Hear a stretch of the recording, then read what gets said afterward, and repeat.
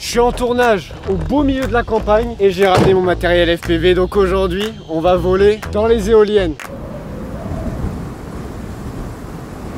Ça fait longtemps que j'ai pas volé, ça fait au moins 6-7 mois. Je sais même pas si le matériel est encore adéquat pour vous dire. Ça me fait un peu peur, je te jure, ça me fait un peu peur. J'ai peur de taper une palle. Mais si je défonce tout, ça fera une bonne miniature. Bon, du coup, j'ai pris le 5 pouces et le pavot Pico. Et surtout, il y a un maximum de vent. Ça se voit. Bon, j'ai chargé mes lipos. J'ai fait tout le nécessaire. Je me suis replongé un petit peu dans les vidéos pour essayer de me replonger un petit peu dans la discipline. Les législations sont devenues horribles pour voler, ce qui fait que voilà, le drone c'est un loisir qui est devenu très occasionnel. En plus de ça, ça coûte cher. J'ai même essayé de vendre mon matos FPV, sauf que ça part pas. J'avais fait le pack complet. Personne en veut. Soit ils veulent les lunettes, soit ils veulent un moteur, ils veulent pas tout. Ce qui fait que tu vends pour 5 balles au final et t'es niqué. Bon bref. J'ai bien vissé les hélices, on va bien le mettre loin au cas où il y a une couille. Il y a peut-être possibilité de sortir des choses. Je vais poser ça. Je te jure, j'ai peur de voler. Ah, on va reculer là parce que c'est bon, moi je me rappelle plus. Sur ton mot de alerte interne. Oh non mais gros.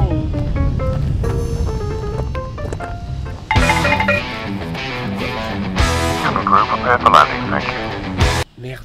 Je veux pas décoller gros. Je vais changer la lipo, j'arrive.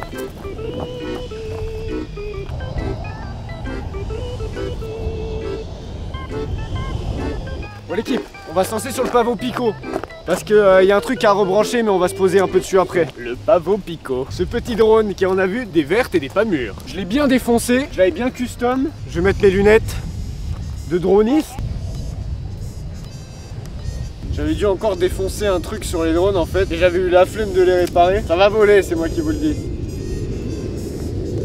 Juste un tournage où il n'y a rien qui se casse. En soi il peut voler mais il n'y aura pas les... j'aurai pas le retour lunettes quoi, donc c'est plus du FPV. Parce que là est-ce qu'il est alimenté ou pas?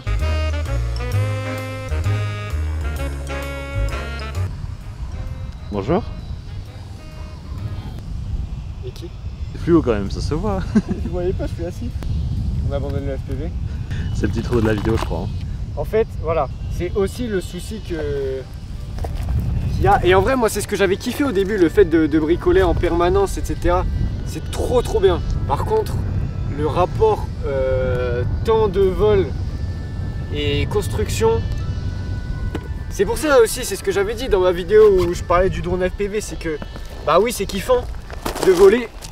Oh frère, mais j'ai deux jambes en mousse. Ce qui est relou avec le drone FPV, c'est que rapidement tu pètes des trucs, rapidement tu peux plus voler. Et si t'as pas les pièces sur toi, t'es niqué. Donc là ce qu'on va faire, c'est qu'on va prendre le DJI R2S, que j'ai toujours pour le coup. Puis on va voler en champ d'éoliennes. Alors on n'ira pas au plus près des éoliennes pour le coup, pour des raisons évidentes. On va essayer quand même de faire des beaux plans qui tiennent la route. C'est très frustrant et c'est ce que je dis en live régulièrement quand on parle de FPV.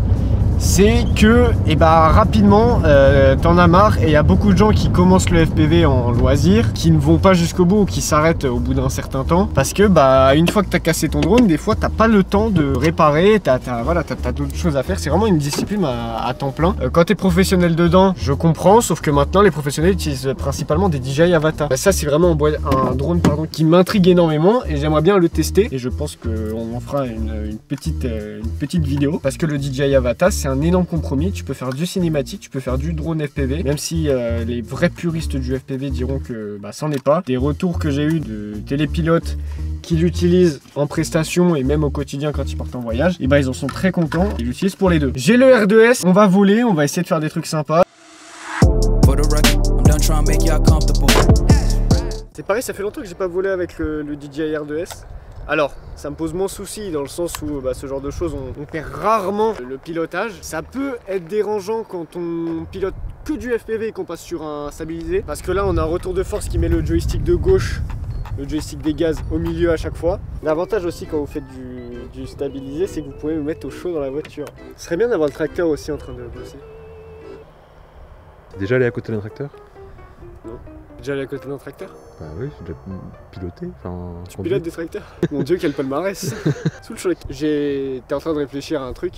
Je comptais l'intervalle de secondes qu'il y a entre chaque passage de pale.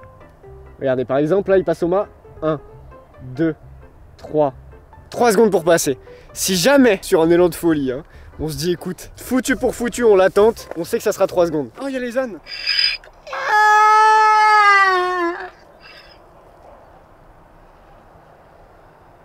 Il m'a insulté là. Ouais. Je lui écarte les pales. Ah, ça en kiffe, ça c'est DJI ça. Et bah écoute, on peut se mettre à l'intérieur et puis commencer le vol, comme on dit.